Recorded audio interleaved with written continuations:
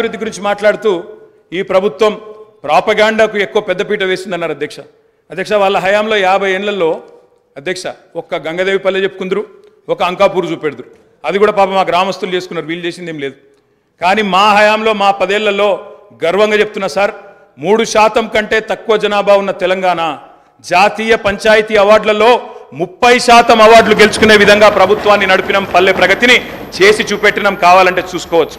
ఏ పల్లెకు పోయినా ట్రాక్టర్లు, ట్యాంకర్లు, ఏ పల్లెకు పోయినా ట్రాలీలు, ఏ పల్లెకు పోయినా డంపింగ్ యార్డులు, ఏ పల్లెకు పోయినా ఇంటి ముంగట ఇయ్యాల నీళ్లు, బ్రహ్మాండంగా చెట్లు. ఇవి వాస్తవాలు కాదా అధ్యక్ష?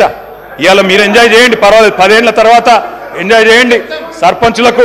సర్పంచులకు ఇది ఇస్తాం, మాజీలకు అది ఇస్తాం, బస్సు ఫ్రీ, బంగారం ఫ్రీ, బండి ఫ్రీ అని చెప్పి ఓట్ల కోసం చాలా చెప్పారు అధ్యక్ష. సంతోషం, చేయండి, మేము వద్దంటలేదు.